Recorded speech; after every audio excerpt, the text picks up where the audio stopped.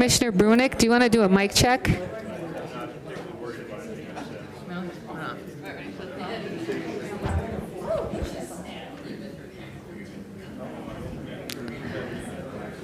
Commissioner Schramm, can you hear me?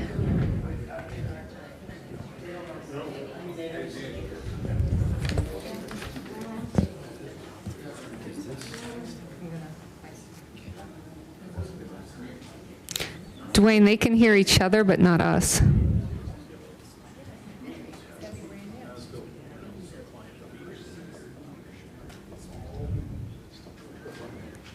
Sorry, everybody. We just want to get the folks that are on go-to here organized.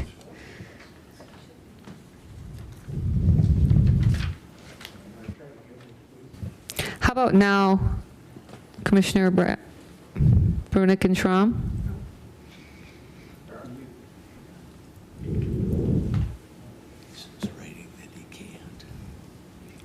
They're putting in the comments, Dwayne, that they can't hear us.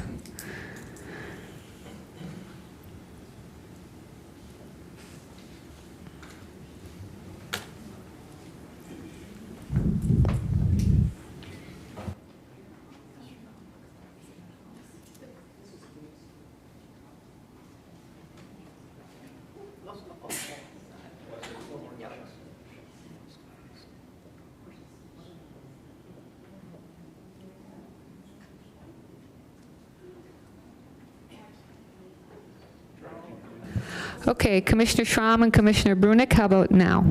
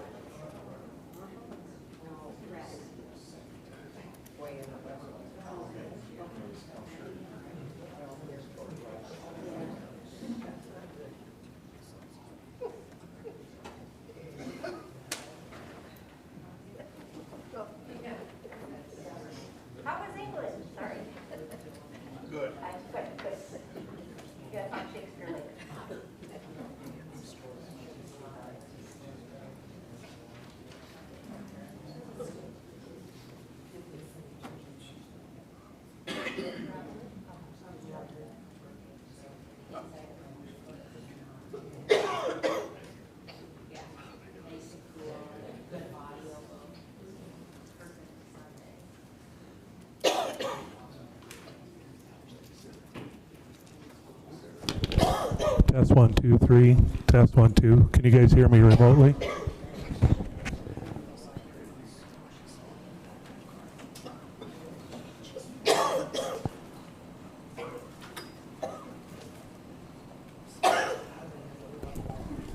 Test 1, 2. Can you guys hear me remotely? Mason, can you hear me? Yes, I can hear you also.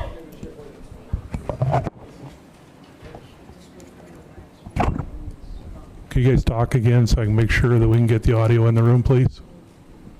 This is the test. Wayne, can you hear me? This is Mason. Very quiet. Let me.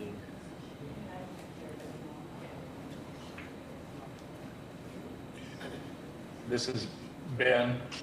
If you can hear this for a test. All right, Ben, we can hear you a little bit better. I'm working on it. I'm turning up my volume on my microphone.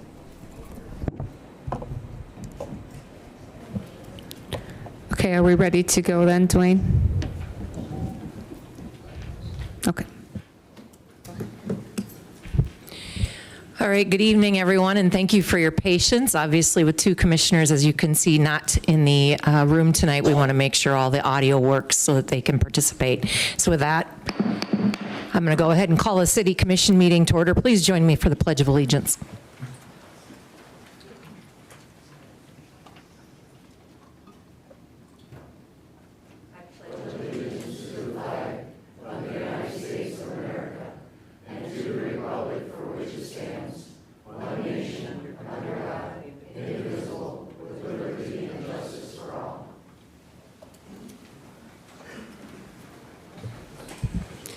All right, Dwayne, just to clarify too, are we live streaming or did we not, we didn't get that up? Okay, so folks, we are not live streaming and we apologize for that. But the meeting is being recorded and will be put on our normal channels upon completion of the meeting. So just an FYI on that. And our apologies to the public when they watch this later, that we tried to get that working. Roll call. Benson, Here. Brunig, Here. Hunoff, Here. Johnson, Present. Minor, Here. Schramm, Here. Villanueva, Present. Weber, Here. Mayor Moser, Here. City Manager Leon. Here. City Attorney Denherter. Here.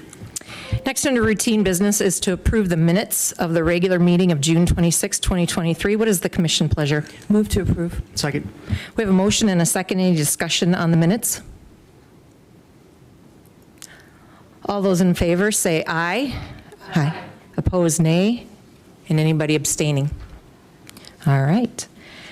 Next under routine business is the schedule of bills. What is your pleasure? Move to pay the bills. Second. We have a motion and a second. Is there any commission discussion on the bills? Anybody in the public? Roll call. Villanueva, Aye. Weber, Aye. Benson, Aye. Brunig, Aye. Hunoff, Aye. Johnson, Aye. Minor, Aye. Schramm, Aye. Mayor Moser. Aye. Motion carries. Number 4, then under routine business is the city manager's report, so I will turn it over to City Manager Leon. Thank you, Honorable Mayor, members of the commission, and public. Few things for everyone this evening. First of all, if commissioners will take out their personal calendars here on your consent calendar, there's a couple dates I want to visit with you about.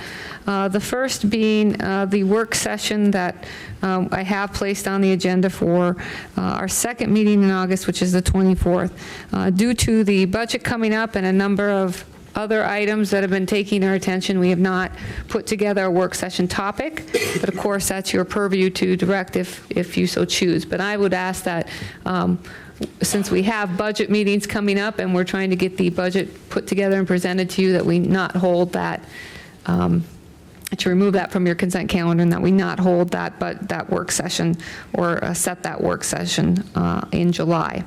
Also, if you'll take a look at your August calendar, we're looking at presenting the budget and walking through the budget. We'll present the budget to you before the 1st of August, but walking through the budget with you all and talking about that on August 14th. So that is a Monday that you have a regular board meeting. We're looking at a 5:30 start here, and then working up until 7, pausing for your regular business, continuing on in that evening, and also setting the 15th at 5:30 for the same time and same location, which will be here so we can record it, to continue on if you should so choose. That's Riverboat Days week, I believe, so, but I think it's early enough in the week where we're not ready for too much fun yet. So just want to make sure that's okay with you all. Otherwise, we need to find maybe another time to make that work. So that's on your consent, just so you know if it doesn't work for you. You'll have to address that in your consent calendar. Special Events Committee Task Force or committee that meets with us. We do have a meeting scheduled this Thursday for noon. So for those of you commissioners who are on that, we'll be meeting at noon on Thursday at City Hall. Want to give a nod to the Parks Department and Luke Yeomans, who works on our city special events, for our 5th of July fireworks. Unfortunately, the weather didn't help us out for our 4th of July fireworks, but I think we were all happy to have the rain, and so we had a good event on the 5th of July. Also, I don't know who all made it down, or who, it was probably easier to say who didn't make it down to Music at the Meridian on the 6th of July. I personally organized the weather for that event, and I think there was a great turnout, great music, great just opportunity to get together And again, perfect weather. HDR, who's our engineer on the wastewater plant project, and John T. Jones, who's our CMAR on the wastewater project, were our sponsors that evening, so we thank them for helping us put together that event, and also want to thank Ben's Brewing, who had some libations at the park for us, including Levy Street wheat. So if anyone got a chance to stand in line and try that, I'd like to hear about it. So it's good. It's terrific. Put a lime in it, and it's summer. Okay. Well done. Okay, well, I'll have to give it a go this week. So we'll have another Music at the Meridian this Thursday. Want to give everyone an update on West Side Park Pond and West Side Park. Lots of great comments over the weekend on West Side Park.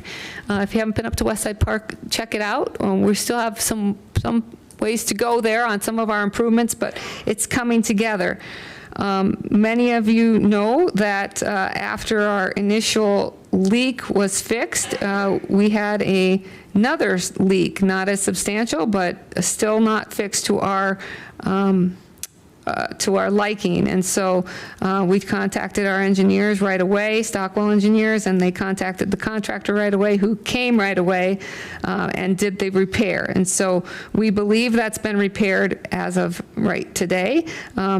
Our engineering department was going to monitor that for a period of time to make sure, in fact, that we're in good shape. So we won't be bringing the closeout to you, commissioners, until we're fully satisfied there. So a few things left there in the park. We're crossing our fingers for some more grant money for pickleball resurfacing of the courts, and we have some grass to grow and some additional things that we want to talk to you about during your budget session that we'd like to include in the project, but getting close there. And I think the playground's a big success already, and so if you haven't checked that out, please do. Lots of business tonight, Mayor, so I'm happy to answer questions that you may have. Otherwise, I'll let you move on to your business calendar. Are there any commissioners that have a subject that you want for a work session at the end of July? I want to ask that before I go to remove it. I'd like to get some more information on Thrive, possibly their budget and maybe their most recent audit.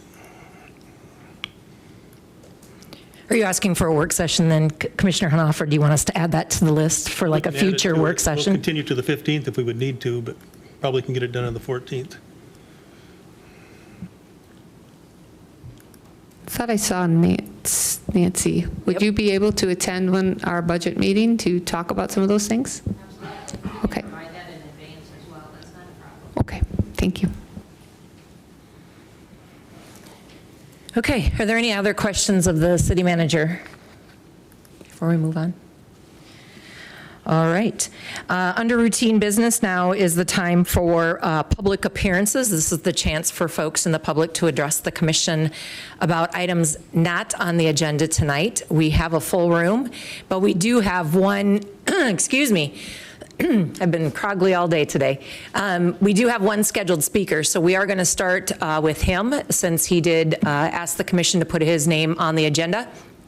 And then we will ask for others if there's others who wish to speak as well. So, Mr. Means, if you want to head to the podium.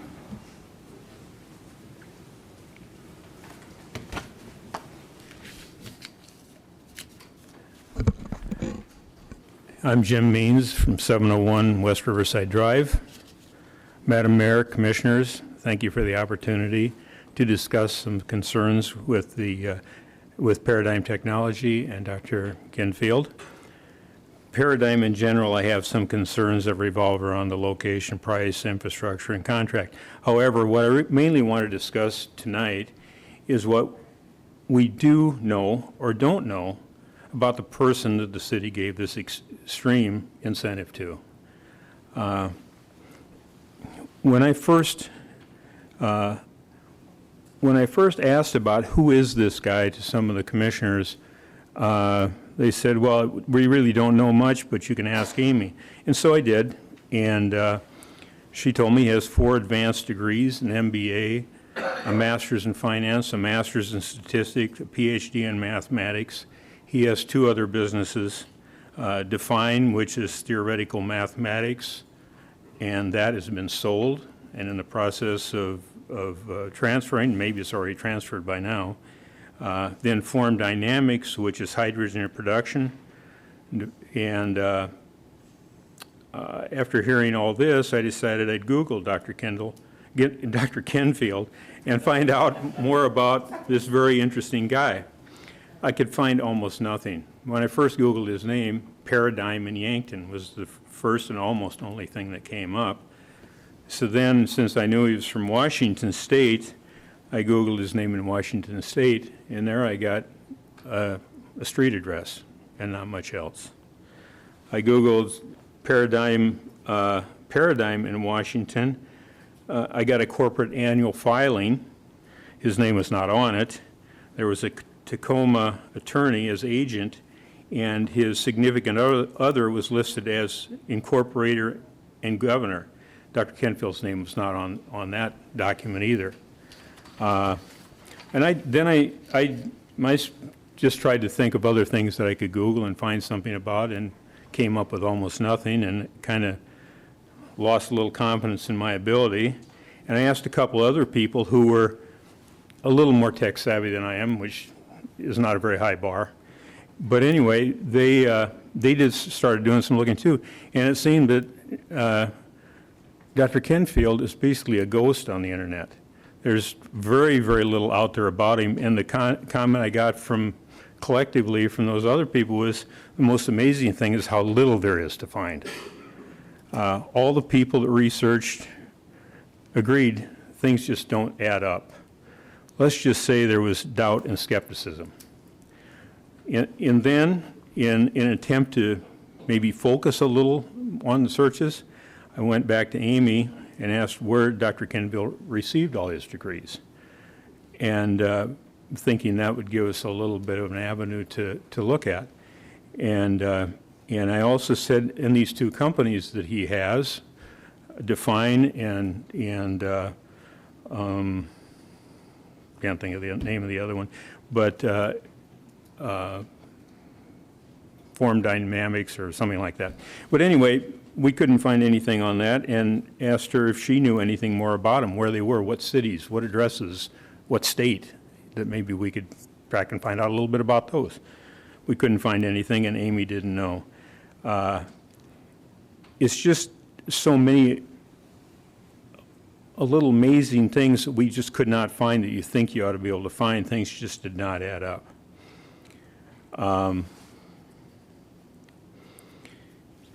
The bottom line is our community is doing a multi-million-dollar deal on very prime property with a person in business practices we know absolutely nothing about except what he's told us. Everything Dr. Kenfield has presented absolutely could be fact. But when we're dealing with an issue like this, I think we should be sure that we know who we're dealing with. And I don't think at this point anybody I've been able to talk to within city government seems to know. And, you know, I wish this would have been done earlier. I wish it would have been done at the very beginning, and should have been. But it's not too late to look into this. And I think you have a fiduciary responsibility to look into it. Contracts can be broken if misstatements are involved. And we don't know if they were. We have no idea, because we just don't know.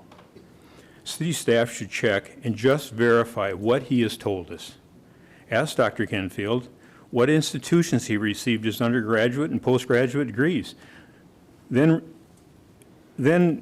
get a release from him so they can verify what he's been telling you. That's pretty elementary. I asked his attorney a minute ago what institutions he went to, and it's confidential between attorney-client privilege that he's not able to mention it. That's usually not a real tricky thing for people to say where they went to school, especially when they've gotten multiple degrees. I mean, it's seldom a secret, but in this case, I guess it is.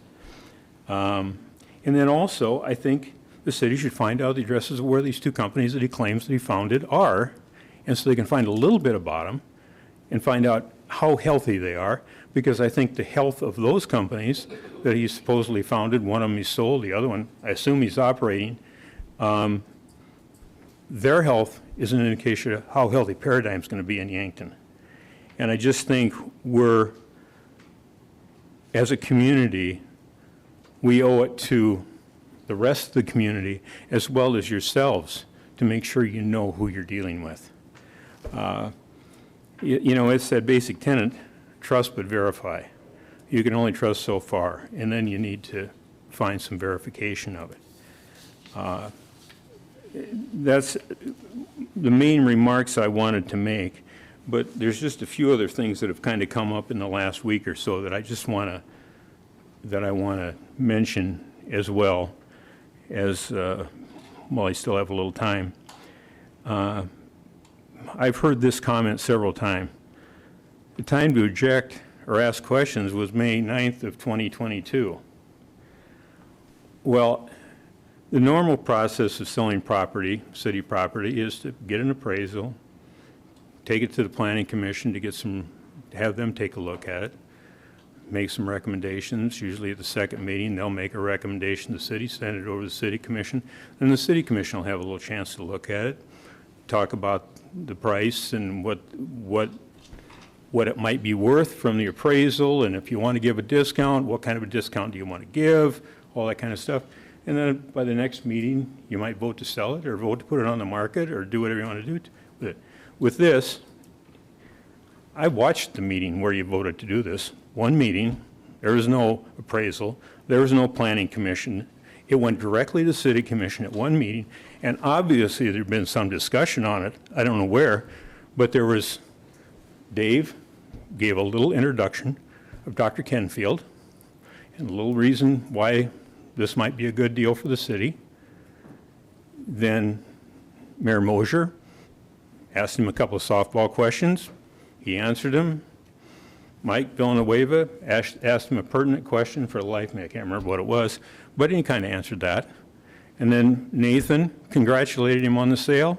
You voted on it 9-0, and nobody ever said, how did we arrive at this price of $25,000 when we paid $62,000 for it from the state, which was supposedly a great price at the time you bought it, and then you sell it for less than half the price you paid for it, plus they're doing all this, and you're blaming us now for not bringing it up May 9th of 2022, when I don't think probably anyone in the room even knew what was going on, unless you are just read the agenda and all that stuff just critically every time.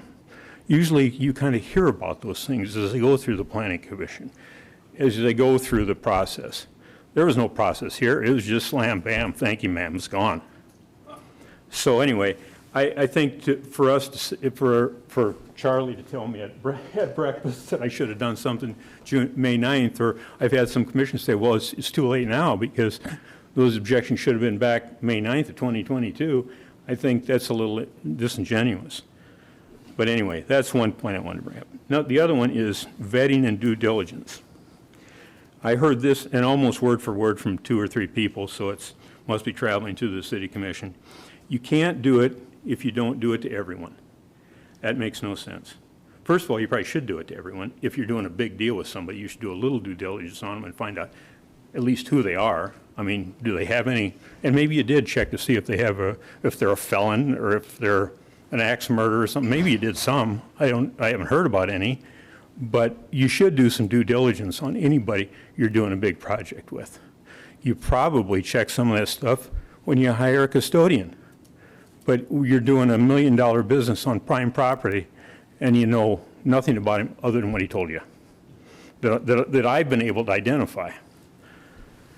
But anyway, you should, anytime there are red flags, anytime there's questions, anytime that if it's, I don't care if it's an employee, a contractor, a business you do business with, and things don't add up, you should do some research. You shouldn't just say, oh, I guess we should have done research, or we should do research on everybody. I think at the time you find there's an issue, you got to do some research on it. And so far, I don't think there's been any of that. Oh, and the other thing that's come up, there's been kind of an inference that I've heard. Well, GOED gave us a grant, and they looked at Paradigm and Kenfield, or they wouldn't have given us this grant. Well, I mentioned to Amy when we were talking about what about these questions, I said, well, maybe GOED did some grants. Maybe you should check with them and see, maybe they know what schools he went to. Maybe they know, maybe they got a waiver so you could check his credentials. And she didn't get back to me. She's usually pretty thorough, so my guess is she checked and they don't. But the other thing that makes me think you probably don't is one of the people that did some research on Paradigm and Dr. Kenfield, they checked the South Dakota website, and Paradigm Technologies, Inc. is not a registered corporation in South Dakota. They're a registered corporation in Washington, but they should be a foreign registered corporation in South Dakota if they want to do business in South Dakota. And they are doing business in South Dakota. They bought property from you guys. They bought other property too. They bought his house. And they're not registered in South Dakota. So, I don't think GOE did much due diligence either. And another thing that evidently to soothe me, they mentioned, well, I was offered to have lunch with Dr. Kenfield, and Nancy Winandy did offer to get Dr. Kenfield to come and have lunch with me, and I could talk to him. And of course, my issue is that all we know about Dr. Kenfield is what Dr. Kenfield has said. So me having lunch with Dr. Kenfield and hearing what Dr. Kenfield said, I don't think really alleviates the issue of, is this really? It very might be. Everything he said could be absolutely true. But we don't know because nobody's asked. His attorney wouldn't even tell me where he went to college. Why would that be a secret? I don't understand that. Or where his companies are. He's got 2 companies, and he won't tell you where they are.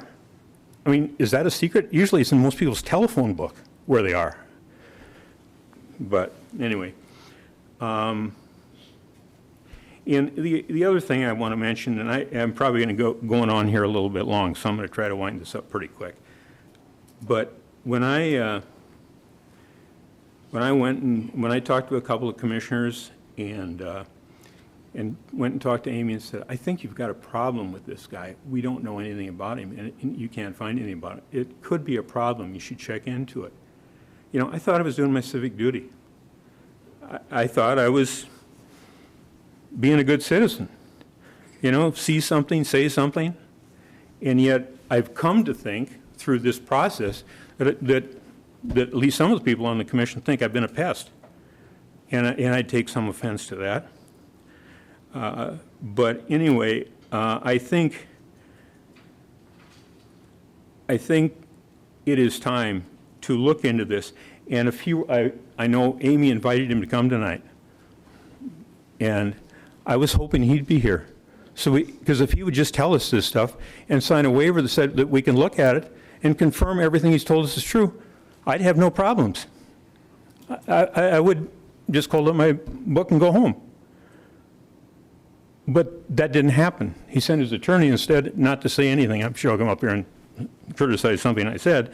But anyway, those are most of the things I want to say. The last thing I would like to request a point of personal privilege and ask that at the end of this session, I would like to see you guys vote to bring this up as an agenda on your next meeting so you can discuss it and decide if you want to find out more about this guy. And I don't know if anybody will make a motion, second a motion or anything, but I really don't want to wait till the end of the meeting when you get to other to have to find that out. So if you would just agree to, at the end of this public thing, either make a motion or don't make a motion, or or vote on it, or don't, but if you would wait, instead of waiting, Mayor, if you would indulge me to that so that you can decide if anybody wants to make a motion at the end of this. Is that within your?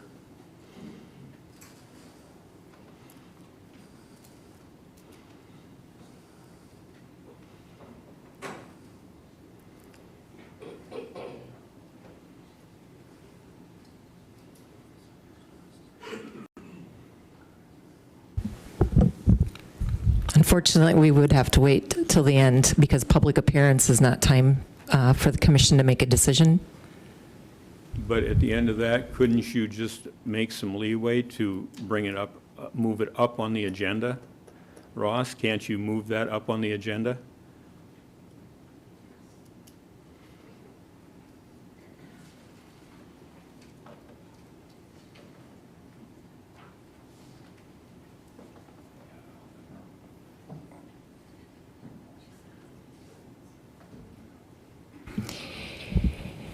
If the commission wanted to, they could vote to suspend Robert's Rules of Order, and that would be the only way that we could do that.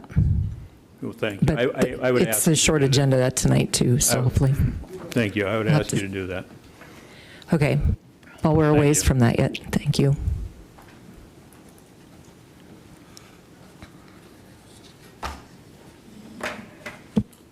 Good evening. My name is Attorney Eric Hardy. My office is at 505 Broadway Avenue here in Yankton. First of all, it's great to see so many people here and supporting Yankton business. I'm glad to see that. I represent Paradigm Technologies, Inc., and its president, Dr. Kenfield. My clients asked me to be here today in order to discuss some of the, frankly, slanderous rumors that have been going around in the community, and to also, more importantly, hear what some of the concerns are so that he can address those at a later time, okay? First of all, I want to be clear about a couple things. My client is not putting a shooting range next to the soccer fields. That was never the plan. I don't know where that rumor got started. That was never been the plan. That's never going to happen, okay? My client is building simply a manufacturing plant to manufacture his product. That's it. That's all he's building. My client has done everything he's supposed to do with the city commission in purchasing the property, and in fact has put millions of dollars into the property since closing, and has agreed to put millions more that he isn't even required to do under the contract. So if my client is the charlatan that some people in the community believe him to be, he is the worst charlatan of all time, because he spent millions of his own dollars to try to make this business work and bring jobs to the Yankton community and bring more money into the Yankton community. And that's all he's done. Now, Mr. Means is correct. I could not give him private client information. And the reason I couldn't give that to him is because I didn't imagine in a million years to ask my client if I could tell Mr. Means where he went to school, because I didn't think that was relevant to these proceedings here today. If Mr. Means has questions about that, he can certainly send them to me and I'll give him his answers.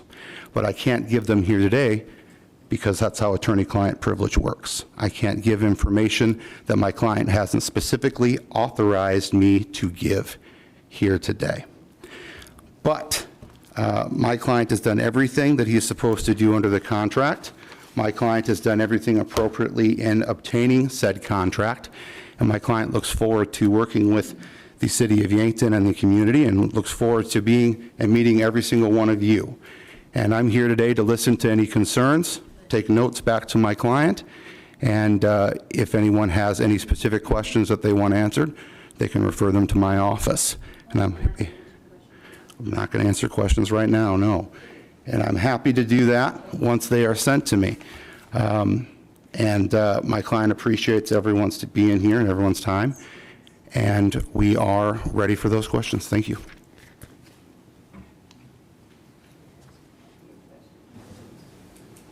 Yes, you'll need to step to the podium. Please state your name. Ann Smith, 703 Riverside Drive. I want to say that moving from a large city to Yankton, I have applauded the managers and city commissioners of decisions rendered many times. But I feel strongly on the case of Paradigm. It is a decision I feel that each and every one of you is going to regret. I know we are a state that supports the right to bear arms, and I have no problem with that. What I am concerned about is the location that was chosen for a business that would be within their rights to manufacture assault weapons, as per Dave Mingo, who said that to me on the phone. It's located next to a museum, a state hospital facility, and a youth soccer field. Just located in one of the, located any place else. There are so many places here in Yankton that could have such a business. And I would like to ask the lawyer how many people he's going to employ. That was one of, and what kind of gun they are going, what their product is. He wouldn't answer that. I would appreciate some response from a spokesperson why you chose that particular spot. I believe it would have gone to a vote to the citizens of Yankton. It would have failed based on ethics along with the concerns I have previously stated. I had a business, small business, for 38 years and did not receive the sweet deal that Mr. Kentfield received. Why is he not here to speak or defend his credentials or position for this business? Please enlighten me on your choice of this current site for such a facility. Obviously, you don't discuss with the audience. You guys just take this here, and there's not a spokesperson here that can answer some of the questions that I've presented. Yes or no? Mr. Mingo, can you head to the mic, please? I think you want to give us kind of a walkthrough of a timeline and answers that probably will answer some of these questions. First of all, when development prospects call, they talk to either myself or Yankton Thrive or a realtor or a banker, and then there's kind of a list of standard questions that we talk through with people. And one of them is always, do you need Broadway frontage? And if the answer is no, they don't need visibility or Broadway frontage, then we immediately talk about other parcels in other locations, and go from there with helping them with their project, both on public property and private property. In the case of Paradigm, Dr. Kentfield called me directly and asked about that specific site because he said he wanted to build a signature facility at that location that's a prominent location that he could be proud of, and he could have his clients fly into the airport. And he thought it would be a nice, impressive introduction to them, driving them from the airport over to Paradigm. Dr. Kenfield's business, and it's in City Commission memorandums, public records, manufactures hunting rifles, bolt-action hunting rifles, no different than the manufacturer in Sturgis did for years and years and years. And retails bolt-action hunting rifles, no different than right across the street at Walmart, just at a different level of technology that makes them lighter and have less recoil. So there's, if assault weapons ever came up in a discussion, it was because of maybe an inquiry about whether or not that would be legal, and I probably said something like anything legal as far as the FFL is concerned at that point, would be legal, but that's not what Paradigm Technology does. So they're working on using bolt-action hunting rifles as a platform to prove their technology for other types of uses also, and I know automotive and aerospace industries have been referenced in those discussions too. So that discussion with Dr. Kenfield began in the fall of 2021 and progressed through an acquisition of the property. One thing I can say is our land sales for economic development have functioned the way this did for years and years. The times when there are planning commission involvement and other discussion is when we've had property like behind the fire station where the commission authorized or went through a full RFP. It wasn't an economic development specific type of project. And so many other projects like the Frito-Lay project or the Clark's project or any number of projects up and down Foxroom Parkway followed the same exact process that this one did. Did that answer most of the questions, or are there more questions? You're going to have to step to the mic. We record these meetings, please. Sorry. No, you're good. Would Paradigm be within the realm that if they changed their minds on what type of gun they wanted to produce, it would be their right to do so since they own the business? You shared that with me on the phone. Be able to manufacture anything that would be allowed by their FFL. And so that would be only things that are federally legal. That's not their business. That they manufacture bolt-action hunting rifles, and they chose South Dakota because South Dakota is an outdoor, sportsman-friendly state and want to do business here where it's friendly business climate. You didn't really answer my question because you shared with me over the phone that it would be within their right, if they so chose, to manufacture assault weapons, they could do that. I did answer that question. Well, I just did again.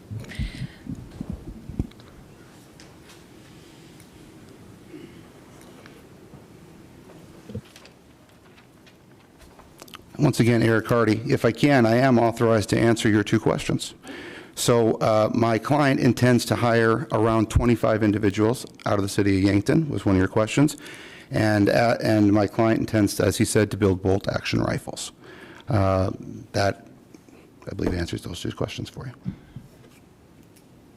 Madam Mayor, could I make one more brief comment? Please. So one of the things that was discussed when the contract was entered into was the labor shortage in Yankton, and as of now we have over 900 jobs available. So the goal was at this specific location to find a project big enough that it could move the needle from an economic development standpoint and produce substantial property tax revenue, and also not need a lot of employees, because one of the last things our current major employers would want is for us to be recruiting a manufacturer that needs 300 employees, because that we're not in a position to accommodate that at this point. So the win was, with this one at the time that was discussed, that you'd end up with a substantial private taxable investment and be able to be an anchor at this property that is already financially not as strong as others because of the city-owned land on the west side of First Dakota Drive, where typically there'd be development on both sides. The goal was to end up with a substantial private development, taxable private development that didn't really need a lot of employees, and that would be was viewed as a win at the point.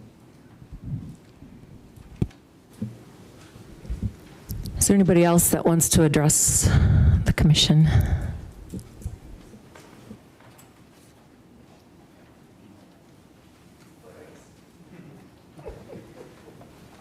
Scotty, you're a little slow tonight. My name is Paul Harns. I beat you. Hey. I live at 2205 Burley. I was at coffee several months ago, and people started making comments, and I contacted Amy and asked, okay, what do we know? And I said, how can we find this out? I was one of those who did research on this. Normally, when you punch in somebody's name into Google, something's going to pop up. The only thing that pops up on Dr. Kenfield is from the city minutes and things that he has said there. That's it. Now, I can give you an example of a former student of mine.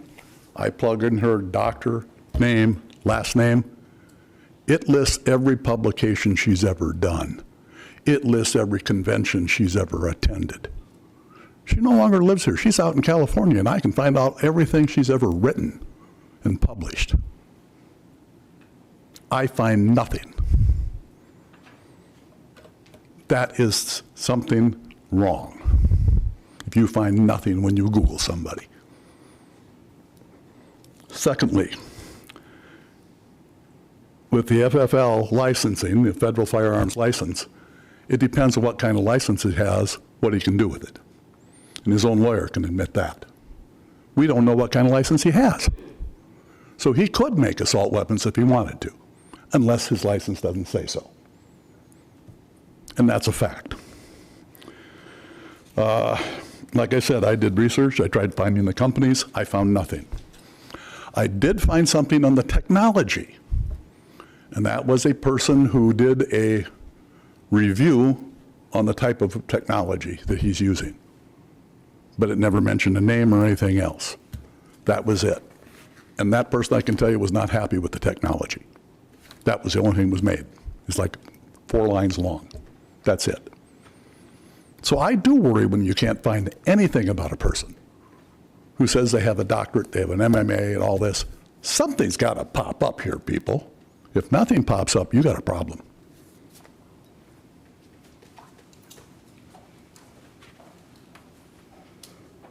Scotty Borman, KYNT News. I would just like to request, as a 21-year veteran of the U.S. military, lots of experience with firearms myself, all different types. There's one phrase I think needs to be changed in this whole discussion. Assault rifle. That's a made-up term. This does not exist. I own an AR-15. AR does not mean assault rifle. It means Armalite rifle, the original creators, okay? As a reporter, I'm not going to use the term assault rifle because it's made up. So I would appreciate it if we use some more accurate terminology, okay? Because if we're going to have the discussion, let's have it with accurate facts, please. Thank you.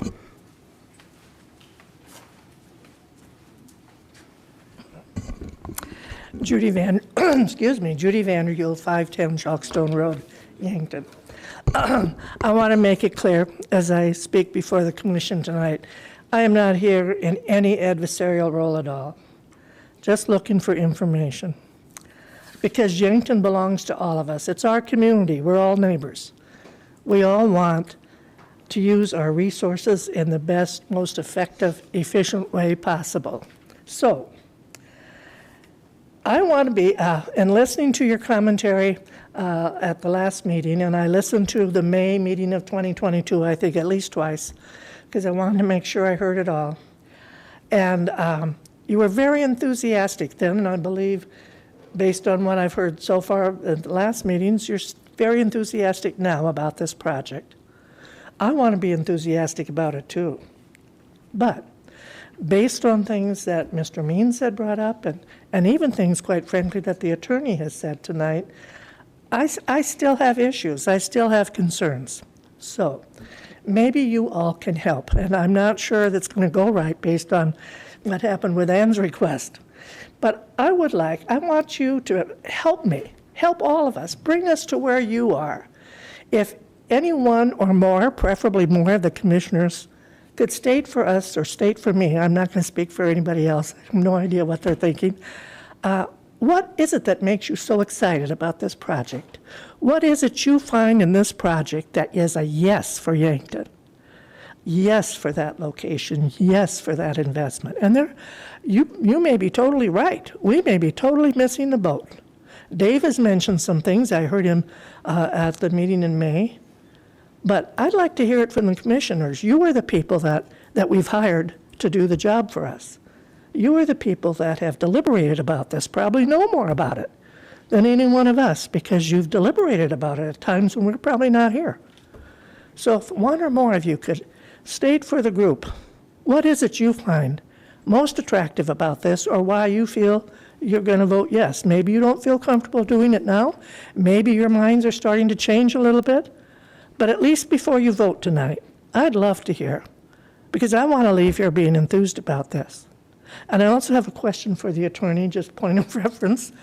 Just a little bit ago, you mentioned your client has invested millions of dollars in the property and intends to invest millions more. Could you be a little more specific about where those millions are about that? Or not? That's all for now. Thank you.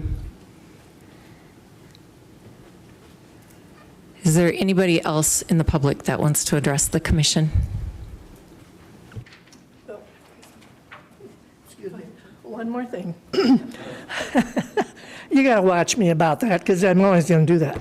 But the one more thing is this. I had the privilege of serving on the Yankton City Commission a few years back for 9 years. And I think I was noted because I had friends out in the, and not friends, out in the community that told me so.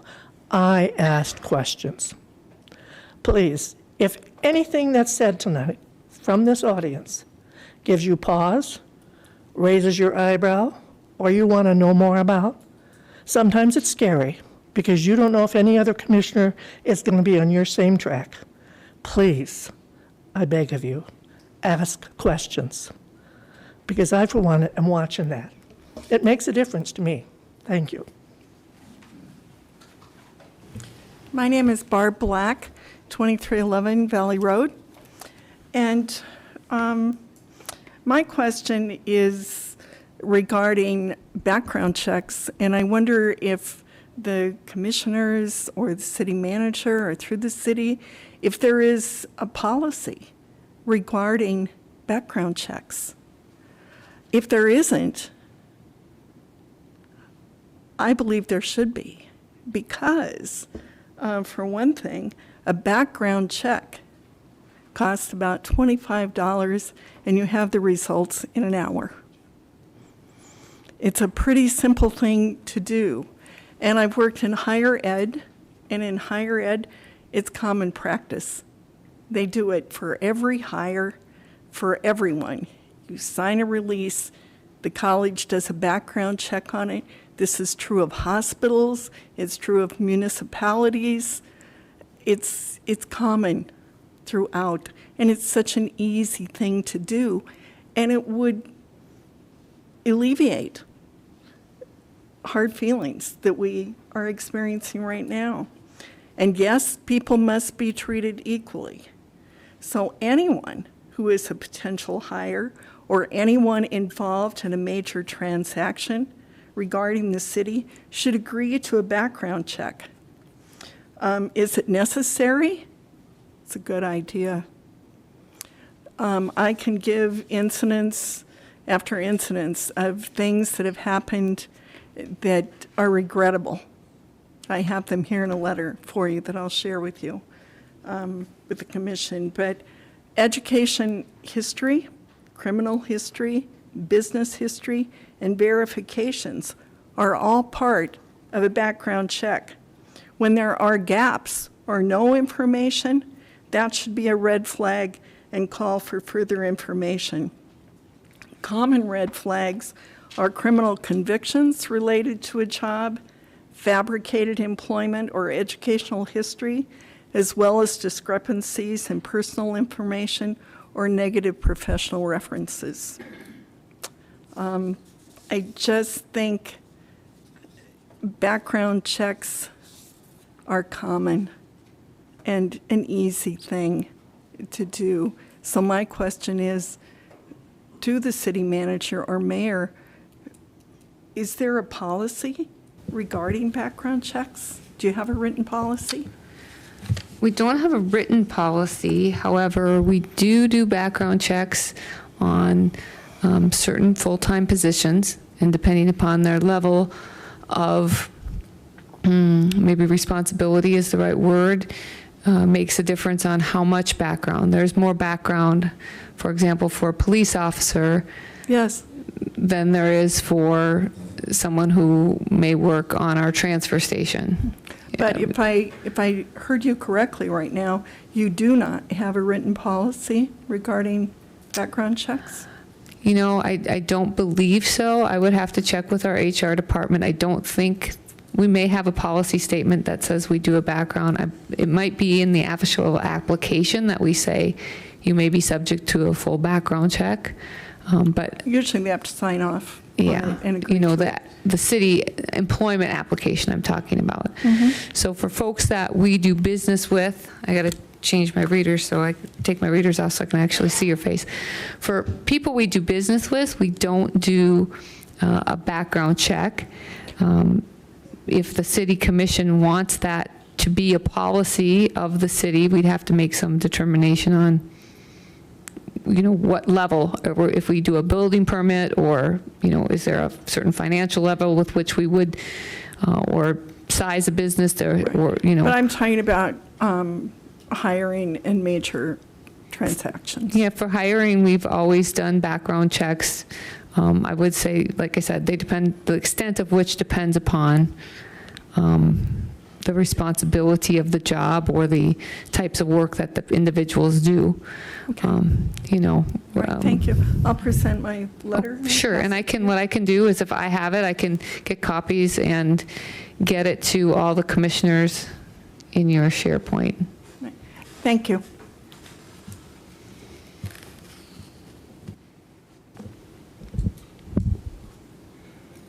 Anybody else in the public want to address the commission?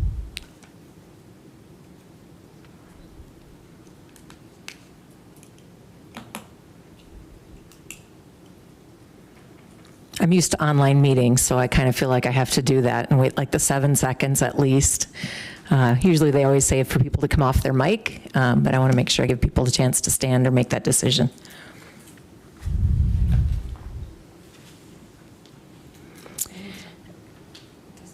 Yeah, and it doesn't have to be on the same topic we're talking about. Sorry, that's why I wanted to open it up as well. If there's anybody else here wanting to speak on something else tonight too, we can do that as well. Can the commission ask some questions regarding, or do we have to wait? So if you want to ask it of city staff? Yeah. Okay, you can do that. So, Mr. Mingo, you characterized the process with Paradigm. Would you characterize the process as being pretty typical of how we bring businesses to Yankton? I know there's no such thing as typical because every business has its own, but could you talk to us in your own words about that? Yeah, I mean, every time somebody calls, and, you know, the folks at Thrive and realtors can, well, I'm sure say the same thing. Anytime somebody calls, you're trying to build trust both ways.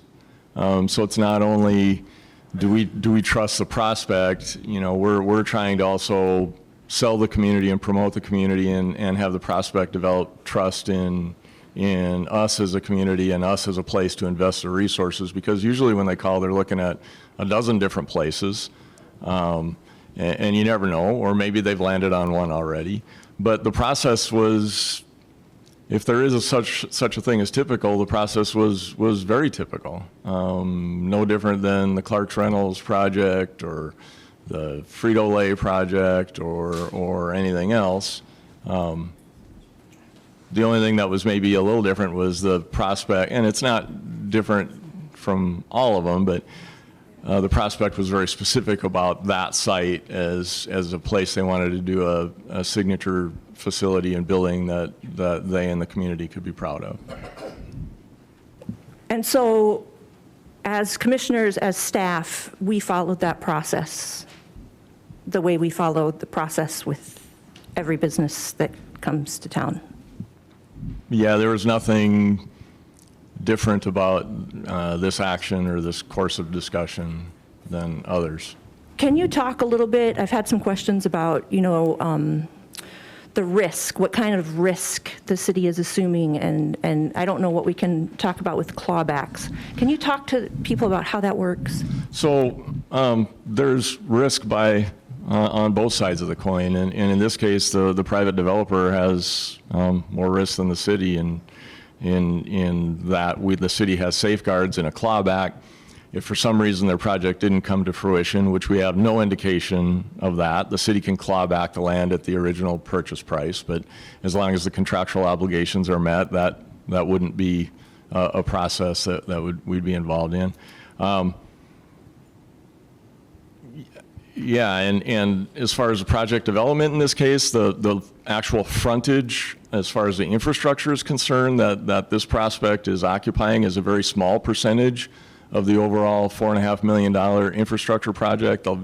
By far the greatest adjacent expenses. If you were going to do this, say, in the realm of an assessment project, the biggest assessed properties would be the cities where the soccer complex is and the states to the north of 33rd Street.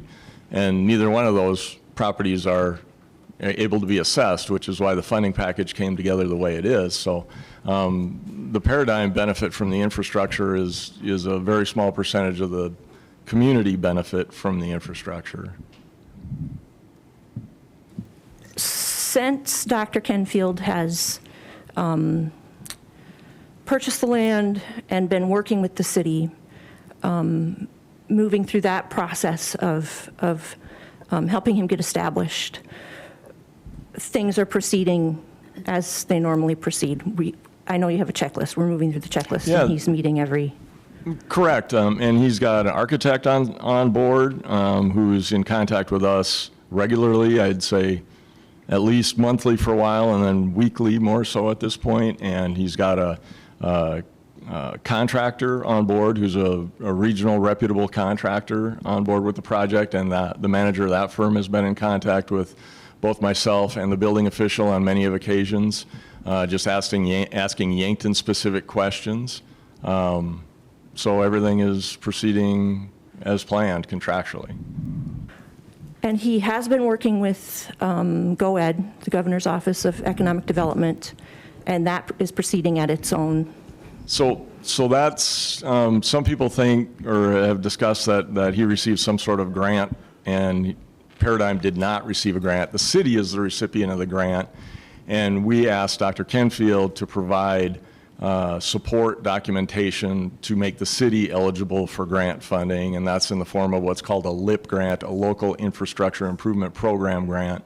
And so the city is the beneficiary of that grant based on him being a prospect moving to the state and choosing Yankton as a location. That wouldn't have been a grant that would be available for some smaller local project. It's specific to the type of project that this is, or that any other large project coming to South Dakota would create, or expansion in South Dakota. Thank you. Are we allowed to answer Judy's question? Or should I talk to her afterwards?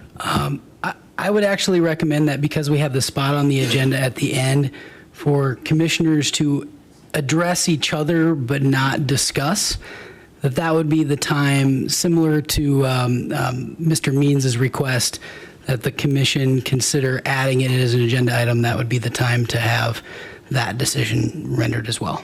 Thank you. My next question is for you, Ross. So stay by your microphone. Okay. If we have a standard process that we follow to bring businesses to town, and we have followed that process, and the new business owner is fulfilling all obligations of the contract in good faith, and we suddenly deviate from our process because there are people that have reservations, what sort of legal implications does that have? Well, one part legal, one part practical. So the way I see this is, we have a binding contract. When this commission voted on that purchase agreement, which was followed through to a closing, the title holder of that property is Paradigm Technologies at this point, fee title holder of that land. That contract has been completed, essentially. So if we're going to say, oh, no, hit the undo button, that's guaranteed to end up in court, especially with the amount of money that's already been invested. That's a direct legal problem for the community. The contract is essentially fulfilled, but the contract does have built-in protections for the city, which are there for the what-ifs if they don't provide what they said they'd provide. That's why we have those in almost all of these economic development contracts. The other part is the practical side of it. In my mind, it's the sort of the faith and credit of doing business with this community. That it's the notion that, if you back out of a contract because some people are mad after the fact, what does that do to the reputation of Yankton coming to this community to do business here, to develop here? I worry about what precedent that might set for the future and development in Yankton. But that's less legal than the first, obviously. Thank you. Any other questions, Commissioner Minor? Is there anybody else in the commission that has questions of staff? I do. Amy, obviously there's a lot of questions here in the audience tonight. What is going to be the best way for these questions to get Dr. Kenfield's attorney is so graciously said he would answer those, or at least talk to Dr. Kenfield. Should they contact you to have you forward the questions to his attorney? Should they contact him? I just want to make sure that that line of communication is open to have those questions submitted. Sure. I haven't had the privilege of personally meeting Mr. Hardy, but we'll reach out to him, and I can coordinate that because people know how to get a hold of me, and I can forward those questions along and then let him work with his client from there. That works for me if that works for you, Mr. Hardy, and It does. okay, we can see what, what information they can get shared with them. I have asked all the questions of Dr. Kenfield that Jim has asked me out of a, courtesy to Jim and trying to find out what he's looking for, so. Thank you. Yep. Any other commissioners? And I want to pause here too, because I hope Ben and Mason really go like this if something comes up and I'm not noticing them, because sometimes I forget. So if they come off mic or something, somebody let me know. But I think Commissioner Benson, did you have something you wanted to say? One of my questions Amy just answered, but Dave, can you talk about some of the investments that have been made now at this point in time, or is that able to be shared? Are you talking about the Paradigm investments? There hasn't been a building permit pulled yet, so that isn't public information. So again, in trying to do business in a manner that City Attorney Denherter described and respect the private development sector and keep their confidence. Investments include the land acquisition, and obviously he's got an architect on board, based on the correspondence we've had, and that's never cheap anymore. Consulting fees are expensive. Another one I could mention is that based on the renderings you saw a few weeks ago, he's in the process, his contractor's in the process of having those molds created so that that unique architecture can be created when the building gets ready to go up. So yeah, all those things are in process, and I don't know what the dollar figure is on those, but I imagine it's substantial.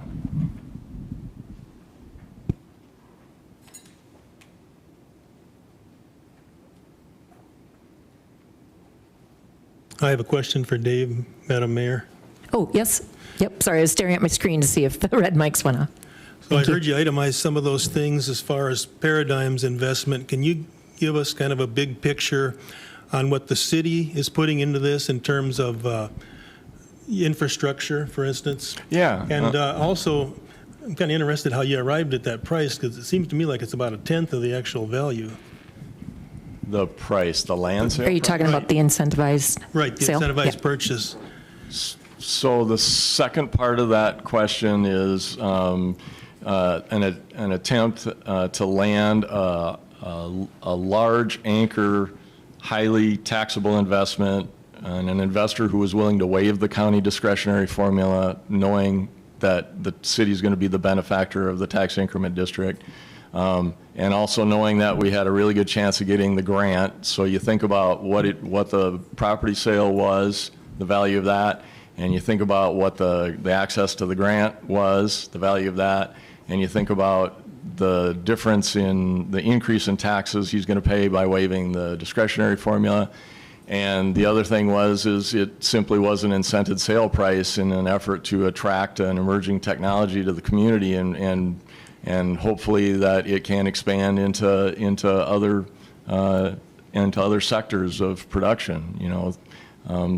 as mentioned, they simply use Sporting Arms as a platform to prove their technology in large respect. And yeah, they're passionate about that too, from what I understand.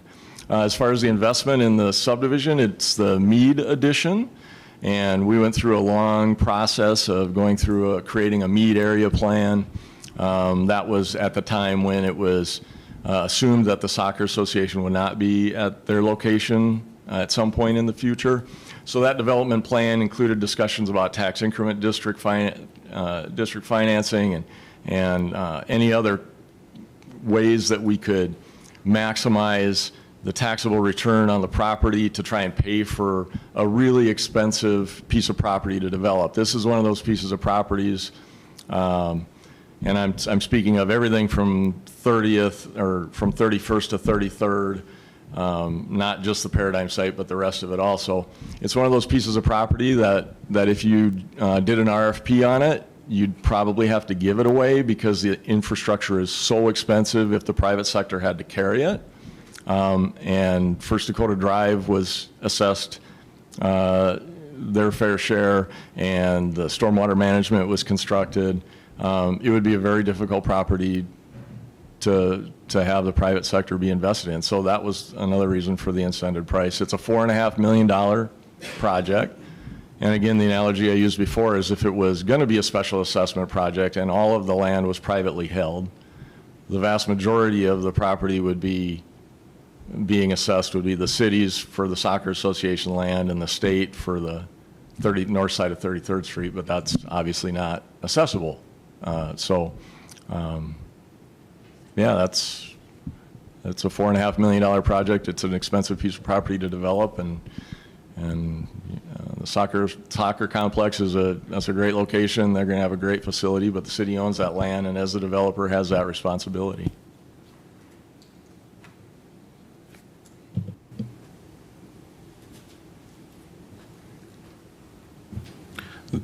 Might be kind of a tall order for Dwayne.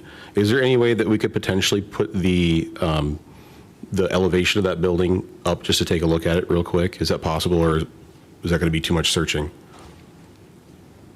What I want to say about that as you're looking for that is that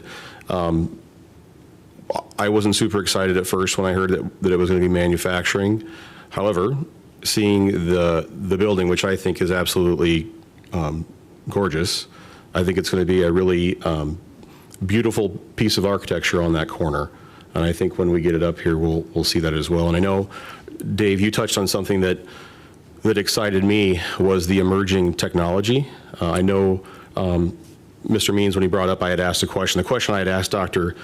Kenfield, if memory serves correctly, was, could you tell us something about, there's a technology, the proving ground is the bolt-action hunting rifles, but what is coming? Is there something that you can share with us that's going to give us more excited? And it was something about, I think it was tire rims is what he did say, if memory serves correctly. So, and again, I don't know if it's the process, for sure the manufacturing, the material that is so unique, or both, but it sounds like it has a lot of potential. It has me excited.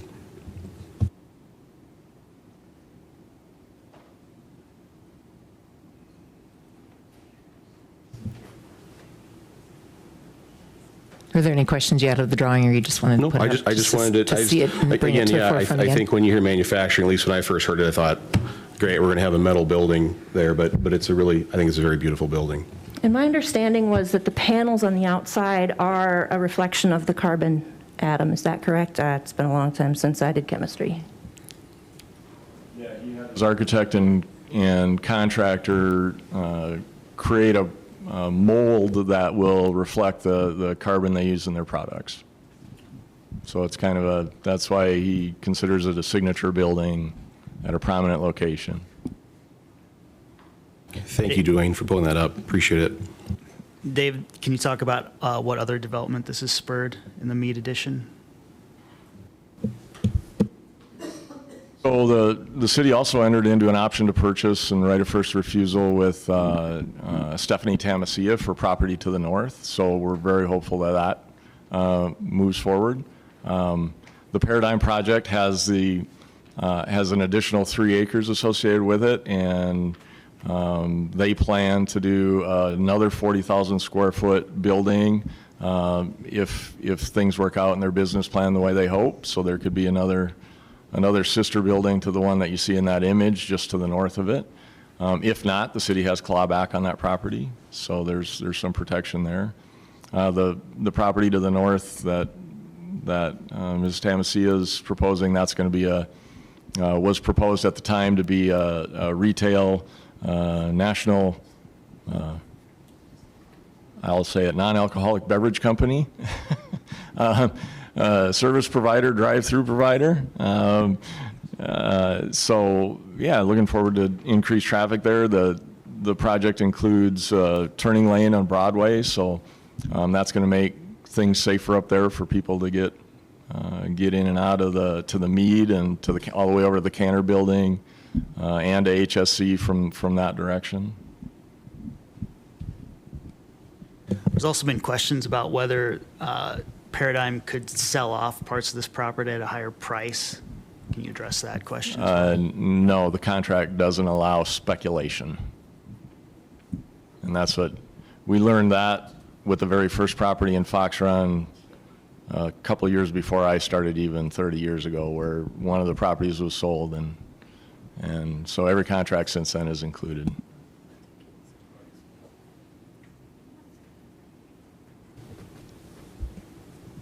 Any other questions from commissioners for city staff, or is there anybody else in the public that wants to address the commission on something not on the agenda, whether it's this subject or something else?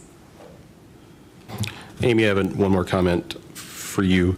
I know there's always middle ground when these issues come up. That there's things there's obviously a lot of questions and a lot of questions that people like answered. So I want to make sure that we have, again, that direct line of communication through you, through Dr. Kenfield's attorney. I just think that if we can get some of these questions answered, that I think we're going to be in good shape. And so I want to make sure that we have that set up. Yeah, before as soon as you we can. move on to your business item, I might sneak out behind the dais and get a business card from Mr. Hardy and get his contact information so that as soon as things come towards me, then I can forward them on to him. And Great. Sounds great. Yep. Thank you so much.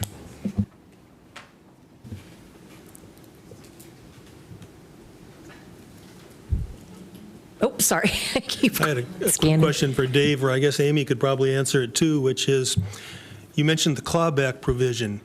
Would that apply if we felt we had received information that was misrepresented or incorrect information about the buyer? I would refer that question to City Attorney Denherter.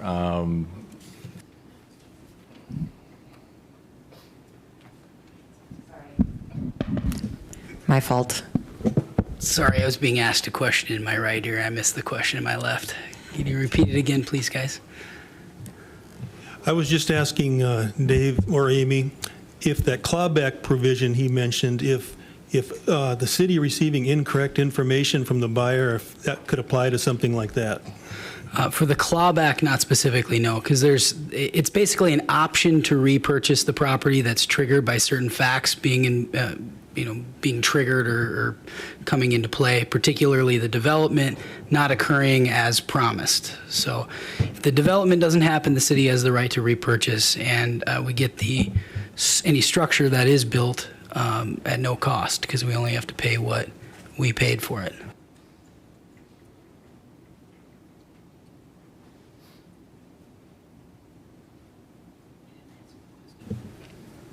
Anybody else?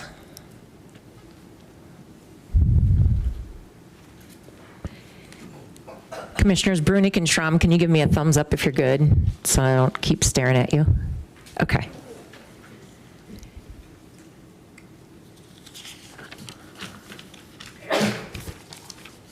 All right. Commissioners, any other questions, or do you want to move on to the rest of our business? Here. All right, moving on to the consent agenda. We are going to remove number 1. for a possible work session, as has been discussed by City Manager Leon. There is no subject, and with working on the budget, we want to use the time for that. So number 2 is, I'll take just a small pause and let people leave, because otherwise the voices will interrupt the tape.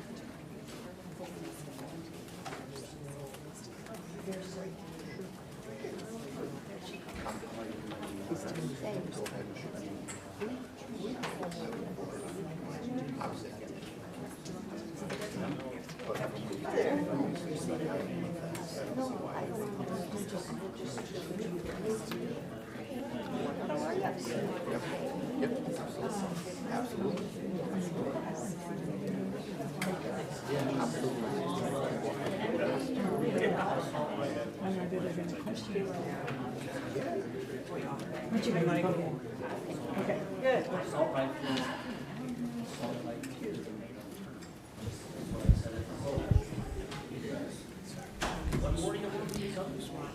All right, we're going to go back to the city business. If there's any of you that want to have individual conversations, I will ask you to take that to the hallway, please, so that we're able to conduct our city business. We are under consent agenda item number 2, which is setting the dates of August 14th, 2023, and possibly August 15th, 2023, if needed, at 5:30 p.m. in the commission chambers here for the next budget workshop meeting. Number 3 is consideration of memorandum 23-123, recommending the approval of an application for the transfer of a transient merchant license from Martha's Crafts, originally approved for Jodine's parking lot, from August 4th, 2023 through September 4th, 2023, now moving to the bowling alley parking lot located at 3010 Broadway Avenue due to the closure and sale of Jodine's. And number 4 is consideration of memorandum 23-125, recommending the approval of the current list of volunteer firefighters per workers' compensation and SDCL requirements. What is your pleasure? Move the consent agenda. Second. We have a motion and a second. All those in favor of approving the consent agenda item say aye. Aye. Opposed, nay. And anybody abstaining? All right, moving on then to old business. Number 1 is consideration of memorandum 23-120 regarding the request for the transfer of ownership and location of retail on-off sale malt beverage and South Dakota farm wine license from June 30th, 2023 to July 1st, 2024 from Morgan LLC, doing business as South Point Gaming Lounge, Kirby Mullenberg, president, located at 1101 Broadway, Suite 109, to Morgan LLC, doing business as South Point Gaming Lounge, keep saying Lodge, Lounge 5, Kirby Mullenberg, president. That is 1101 Broadway, Suite 107B. What is your pleasure? So moved. Second. We have a motion and a second. Is there any commission discussion on this agenda item? Anybody in the public? Roll call. Weber. Aye. Benson. Aye. Brunig. Aye. Hunhoff. Aye. Johnson. Aye. Minor. Aye. Schramm. Aye. Villanueva. Aye. Mayor Moser. Aye, motion carries. Number 2 under old business is consideration of memorandum 23-121 regarding the request for the transfer of ownership and location of a retail on-off sale liquor license for January 1st, 2023 to December 31st, 2023 from Jodine Corporation, doing business as Jodine's, John Nielsen owner, at 2809 Broadway, to Morgan LLC, doing business as South Point Gaming Lounge 5, Kirby Mullenberg, president, located at 1101 Broadway, Suite 109. What is your pleasure? So moved. Second. We have a motion and a second. Any commission discussion? Madam Mayor, I'm curious, is it public information or not when we these are city licenses, but they're transacted between private individuals. So is there any way that we know the value of these licenses or how much they transferred for, or is that not available? Great question. The actual amount that is paid between the actual transferees, no, we don't know that. We just have the transfer document and the fee that we require to process that transfer, unfortunately. All right, just curious about the value. I can tell you the market right now for like a video lottery, is that the one we're on here, which? No, it's liquor license. This is the full service. Okay, full-service liquor, my understanding is the bidding that was going on for this one was in excess of $300,000. So there's a real market for these. And they're based on population. How many do we have? 20, something like that, or? 17. Okay. And based on if state doesn't ever change the laws and the rules, we don't qualify for another. We were grandfathered in with what we had on hand back in 1985, and we would not qualify for another full-service liquor one until we reached 22,001 person. Thank you. Any other discussion or questions? Yes, you may take the mic. Give us your name, if you would, please. Kathy Harns, 2205 Burley. Question: when did casinos become full bars? It used to be you'd run in and you'd throw a quarter in and you would have a beer, maybe, and it might cost you $1.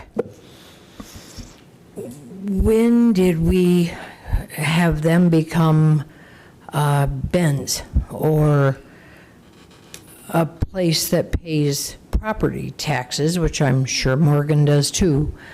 But when did it become a full, let's all go down and have a drink at wherever? I guess I didn't think Morgan Square was the appropriate place for a woohoo, let's all meet after work thing. So I'm looking at, yes, we are grandfathered in to only have this many, but will the bars disappear and we'll just have woohoo casinos everywhere? My thought is also representation. We have kids and they walk on Broadway, and I don't think having a bar on every corner where they can also go in and lose your paycheck is a great idea. So it's just me being an old lady concerned about representation, and I don't think we need any more bars hooked to casinos. So anyway, it's probably nothing you can do about it, but it's just a point of thought. Yep, and I know Ross has a thought, and I don't know if Al had anything. Yep. Al might have something to add too, but in South Dakota, the video lottery structure has always been tethered to alcohol licenses.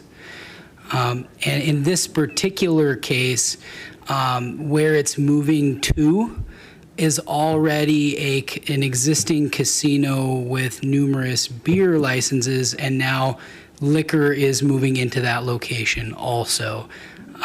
Well, it's just expanding the service, the types of alcohol that can be sold in that particular location, along with the ability to, in the ability to have 10 more machines there, as I understand it.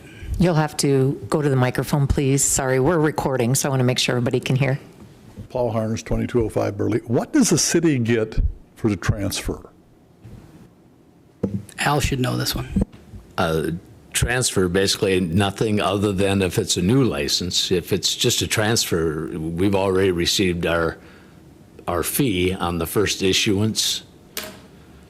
So they're buying a license for $300,000 and we get nothing? Exactly. We get half of the, and this is state law, we get half of the annual fee.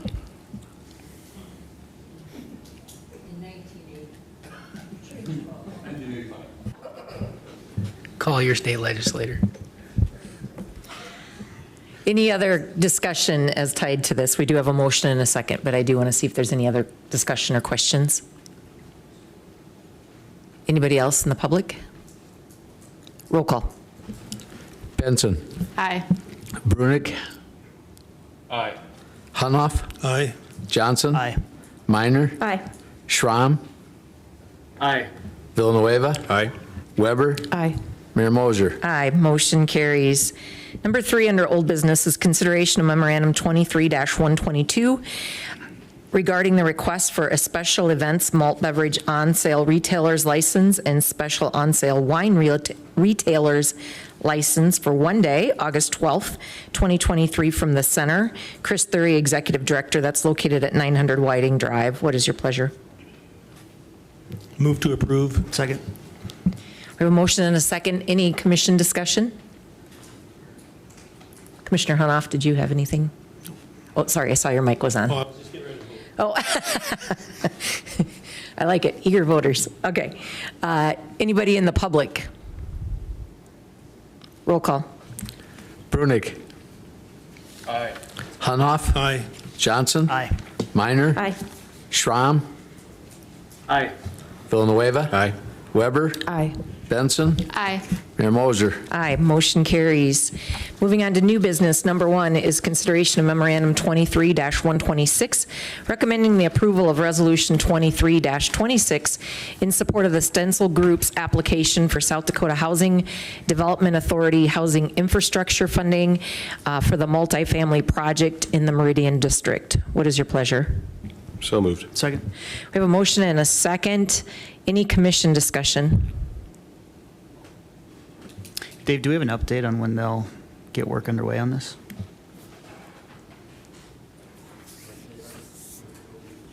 Just in contact with them week before last, and they're moving full speed ahead. The answer to the question they might get on this kind of determines their schedule a little bit, but they're going to be in the ground before fall. Any other questions from the commission? Anybody in the public?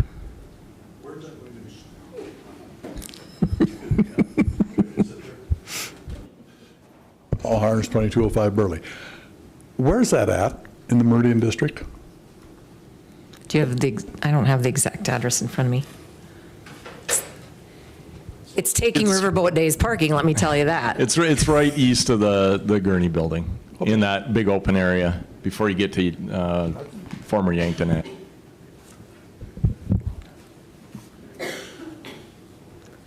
Any other questions from the public? Roll call. Hunoff. Aye.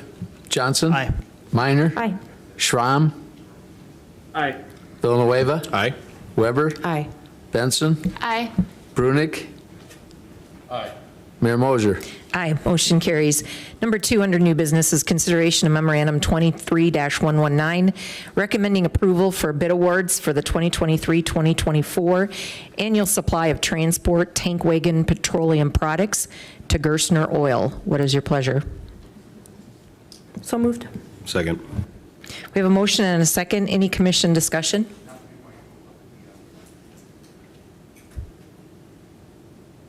Anybody in the public? Roll call. Johnson. Aye. Minor. Aye. Schramm. Aye.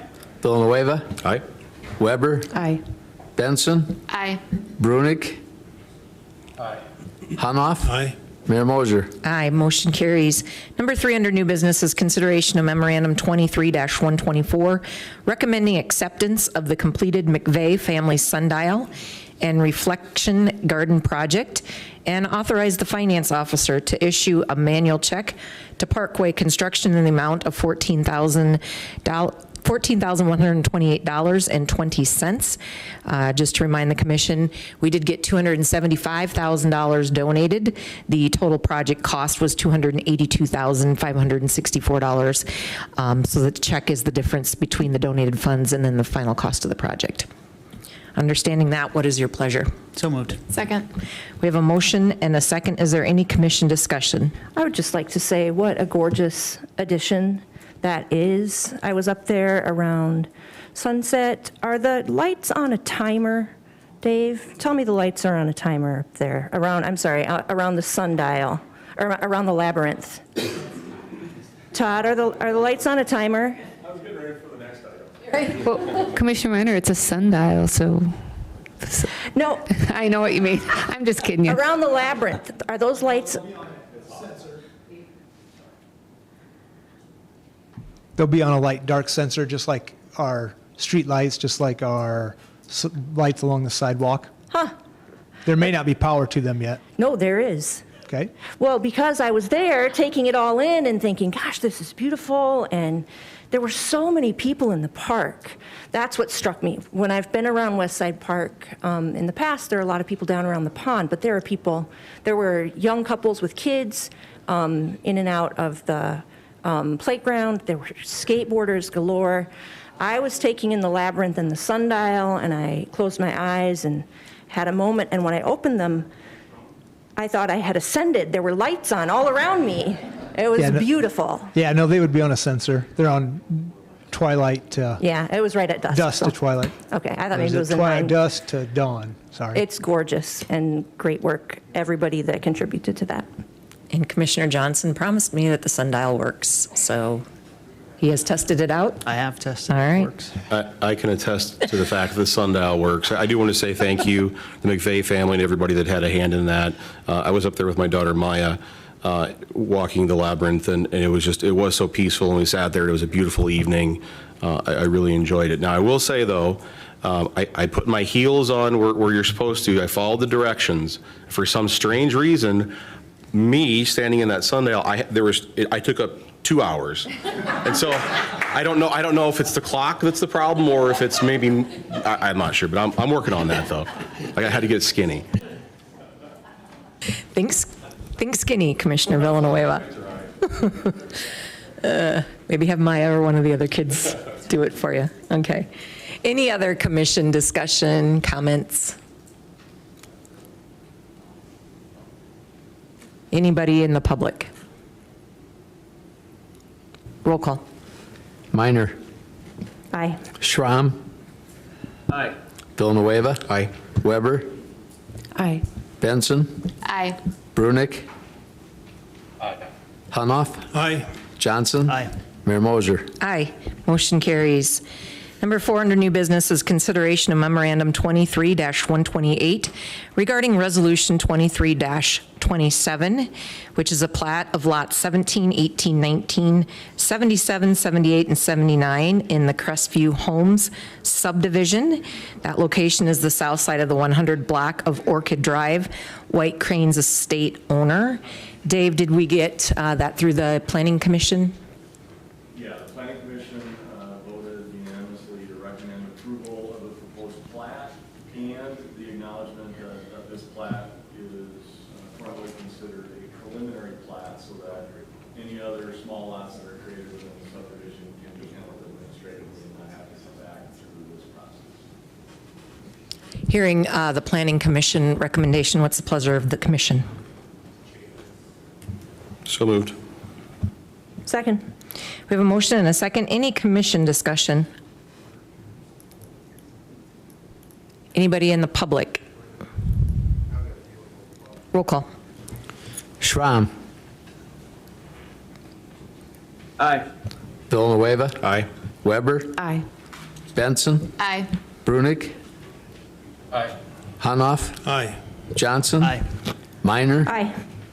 Mayor Moser. Aye. Motion carries. Number 5 under new business is consideration of memorandum 23-129 regarding resolution 23-28, a plat of lots 1, 2, and 3 in block 17 of Ridgeway North subdivision. That is located on the north side of the 800 block of East 29th Street. Kirby Hofer Construction Company Incorporated owner. Dave, what is the update from the Planning Commission? The Planning Commission recommended approval of the proposed plat. Thank you. Hearing that from the Planning Commission, what is the pleasure of the commission? So moved. Second. We have a motion and a second. Any commission discussion?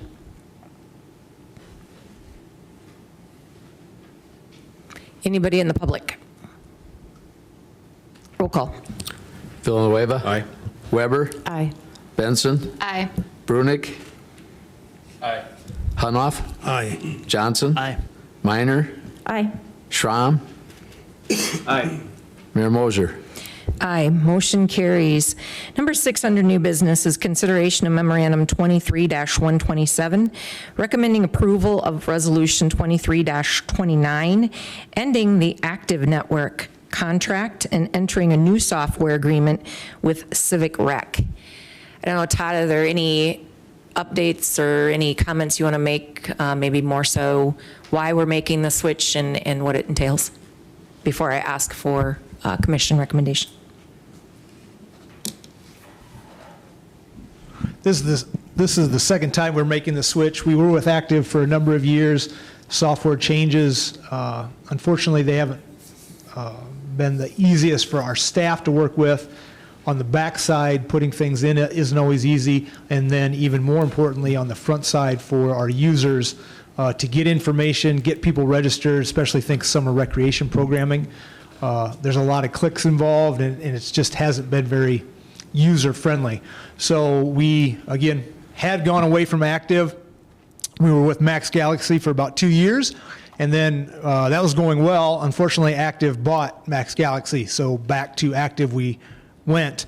It was a 3-year contract. The contract's up in this year now in September, and so staff called around different communities, facilities, what they're using for summer rec programming, memberships, point of sale at their recreation facilities, at their aquatics facilities. The Civic Rec is used, I mentioned it toward the end. Pierre, Mitchell, Spearfish, Watertown are using it and had good things to say about it for their park and rec department. So we're going to get out of end the contract with Active when it was supposed to end in September, and then we'll get into a new contract with Civic Rec. So. Perfect, thank you for that. Todd had a quick question. So you're changing the software. Does any of the hardware have to change when you're changing from the Active Network to Civic Rec, like point of purchase stuff or anything like that? Do you know? Yeah, we'll end up, the software on computers, obviously, but when it comes to hardware, we will end up with going to a third party for our credit card processing. Right now, Active controls that, and so we do that through them. Now we'll go out and find our own, and that's therefore, we'll still have that fee to whoever we're working with, but now we'll have the ability to build in taxes and fees to our transactions to get some of that money back. Currently, right now, the money, when it's collected, goes to Active. They take out all their fees, then they send us a check. In the future, we will have the processing, so it will be our hardware that way. Okay. We'll get the money, and again, no back and forth on amounts. Okay, thanks, Todd. Unless there's any other questions of the commission, what's your pleasure? So moved. Second. We have a motion and a second. Any commission questions now with a motion?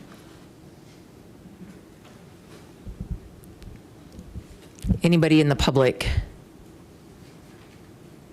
Roll call. Weber.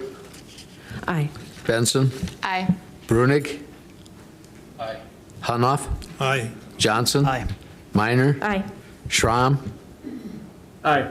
Villanueva. Aye. Mayor Moser. Aye, motion carries.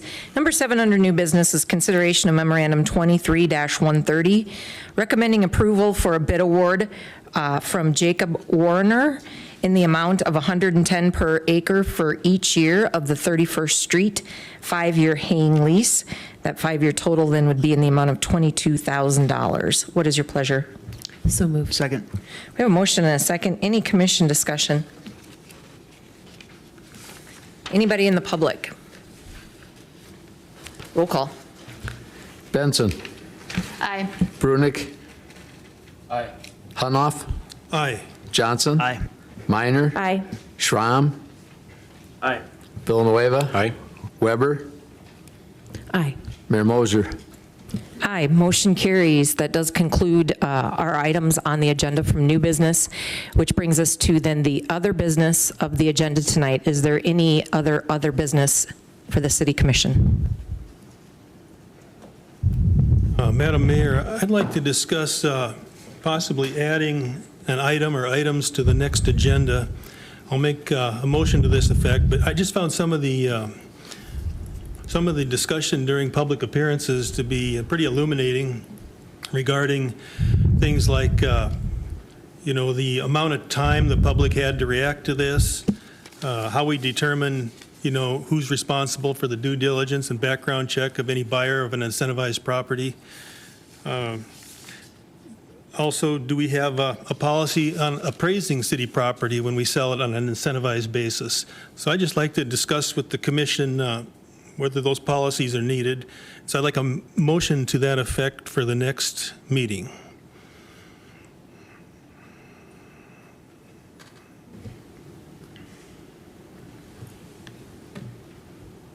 The motion is just to add an agenda item. To discuss. Yep. Sorry. Right, and at that item, I suppose if somebody felt the need to make a motion to enact such a policy, then we could do that, but we need to get it to the agenda first. And so that's my motion. And that is in relation to just the business tonight or just in our policies? Well, sorry, I'm trying to make sure I involving understand. incentivized land purchases and public hearings. I guess I'm a kind of an advocate, maybe too zealous at times for public input. One of our commissioners said last meeting we have to strike a delicate balance between public input and making decisions, but I don't find it all that delicate. I always lean strongly toward getting as much public input as possible.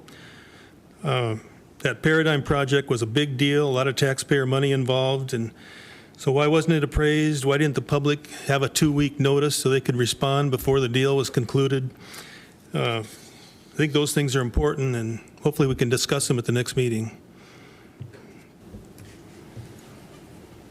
Do you get what you need, Al? I can shorten that if you want. Let me give you what I have, and then you correct me, please. There we go. I want to make sure it's what we have correctly in front of us. Thank you. You want to add an item to the next agenda to discuss policies involving incentivized projects. And, right, that's good enough. Okay.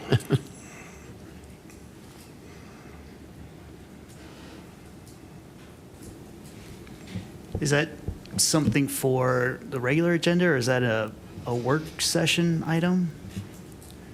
Well, I guess that's up to the commission. We could certainly put it on a work session and talk about some of I would ask for a little bit of time, but we could certainly put together some examples of past projects that were incentivized, because there's a number of different ways we incentivize projects, and talk about it at a work session. Now, the commission can't act at a work session, but it could, if there was some, recommendations that came forward for changes in that way those purchases are created or those projects are created, that could then also go on a regular agenda. But work session would give you a full hour of dedicated time to do that. And so that could be a format for it, but it doesn't make any difference to us. I think, given Commissioner Hunoff's motion, that idea of is the language to review policy? Is that what the motion says? What did you write, Al? What does it say? What does it say on the paper? I have it to add an item to the next agenda to discuss policies involving incentivized projects. I feel like that sort of discussion is going to take some time. So the idea of a work session makes sense, and I know we don't want to do that in 2 weeks, but maybe the next work session that we do down the road? Of course, it's, again, your purview, but we didn't set that, and we don't, that's going to take, we want to give you guys enough information so you can discuss it. So August would be better for us as a staff. We're just drinking from a fire hose. Okay. The first meeting in second August. Monday. That's the one where we're going to do the budget? 14th. Yeah, if it pleases the commission, I can change that from next meeting to the August 14th meeting. I do think it's important to have it at the regular meeting, though, because the public wants to have input on this issue. Commissioner Hunoff, I just want to clarify, we are already meeting at 5:30 to do budget, Yeah, So to do a work session, usually we start at 6 and then go to 7. So, My motion was to reflect that on the regular agenda. I guess depending on public input, at that time, we can discuss a work session, make sure there's some commission support for that first. okay. I know we have a motion to discuss policies as related to incentivized sale pricing. Is there a second? I'd like to say real quick before we do that, Commissioner Hanoff, I would support, I think a work session would be a good idea. I think it's going to take a while to talk about this, and I think it would be a great conversation. Would you consider amending your motion to make it a work session? Well, respectfully, I'd like to see a vote on this motion, and if it's not successful, we can address the work session. Okay. We have a motion on the floor. Is there a second?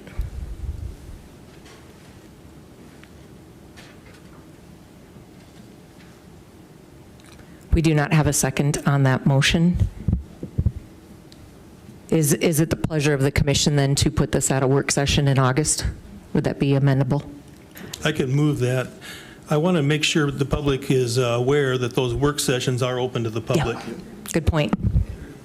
So Yes. work session at the August 14th meeting. It would have to be the fourth Monday in August, because budget is before the meeting on the 14th, so it would be, yes, you did quicker math than I did. Okay, I'd like to make a motion to have a work session on August 28th to discuss policies related to incentivized land sales. Second. We have a motion and a second to put incentivized sale pricing discussion on the August 28th work session. Any further commission discussion? Anybody in the public? Roll call. Brunig. Aye. Hanoff. Aye. Johnson. Aye. Minor. Aye. Schramm. Aye. Villanueva. Aye. Weber. Aye. Benson. Aye. Mayor Moser. Aye. Motion carries. Is there any other business in front of the city commission tonight? Seeing none, I would ask for a motion to adjourn into executive session to discuss contractual, litigation, and personnel matters under SDCL 1-25-2. So moved. Second. We have a motion and a second. All those in favor say aye. Aye. Opposed, nay. And anybody abstaining? We are adjourned into executive session. Have a good evening, everyone, and thanks for coming.